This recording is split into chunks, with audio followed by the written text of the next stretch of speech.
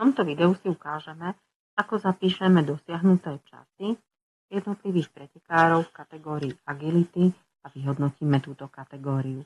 Podobne ako v ostatných kategóriách, do kategórie vstúpime tlačidlom Pero. V okne agility máme opäť dátum a názov súťaže a názov kategórie. Pod názvom kategórie je monitor. Ak naň klikneme, otvorí sa nové okno, v ktorom vidíme časy pretekárov, ktorí už svoju dráhu odbehli.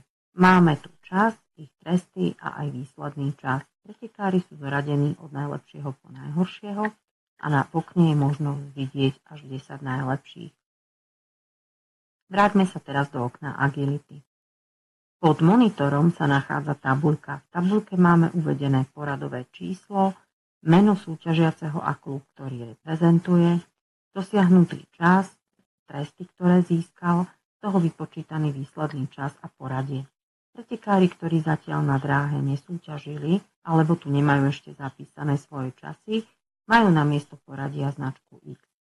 Táto tabuľka sa dá rôzne zoraďovať. Momentálne je zoradená podľa poradového čísla. Poradové číslo získal pretekár v rozlosovaní a je tu stanovené, v akom poradí teda štartujú.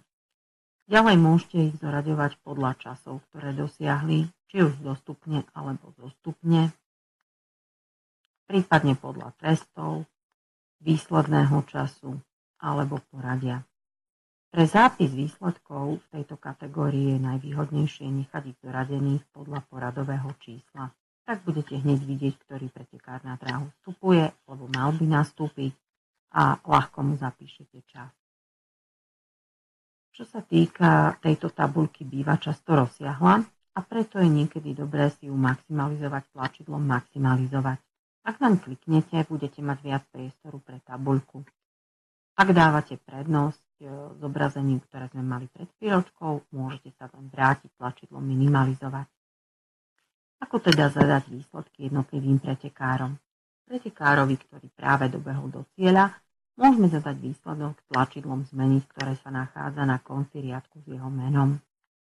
Po kliknutí na toto tlačidlo sa otvorí dialogové okno, v ktorom môžete zadať čas.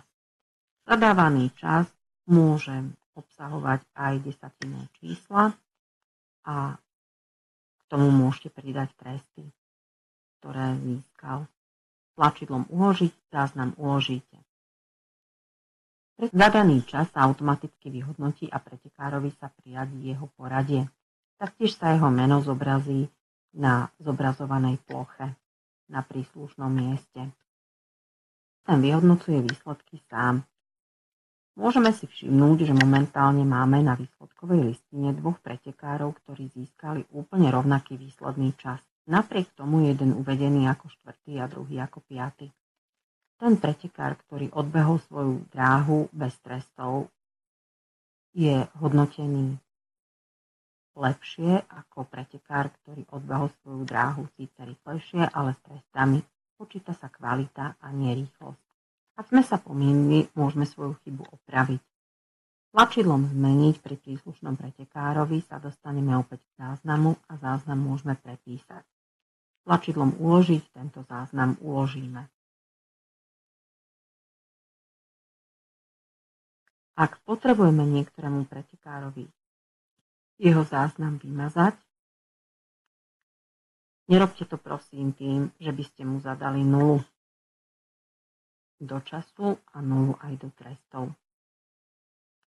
Takýto pretekár, ktorému ste zadali do času 0, sa zobrazí vo výsledkovej listine na prvom mieste. Keďže on, podľa toho, čo my sme zadali, svoju dráhu odbehol za 0 sekúnd, bol rýchlejší než svetlo, tak právom vyhráva. My sme však chceli jeho záznam zmazať a preto musíme použiť tiež tlačidlo zmeniť. Namiesto záznam ponechať, ak klikneme do tohto poľa, zobrazí sa nám ponuka, v ktorej môžeme vybrať záznam zmazať a stačí stlačiť tlačidlo uložiť. Zmazaný záznam sa vo výsledkovej listine nezobrazuje. Výsledky, ako aj celkové poradie, sa ukladajú samé. Ak však chceme tieto výsledky zapísať, môžeme tak urobiť jedným z týchto dvoch tlačidiel. Chceme si vybrať variantu, keď keď na prvom mieste máme 3 súťažiacich, na druhom mieste máme 3 súťažiacich a na treťom mieste 3 súťažiacich, alebo v prípade, že chceme vyhodnotiť iba jedno prvé miesto, jedno druhé miesto a jedno tretie miesto. Ďakujem vám za pozornosť.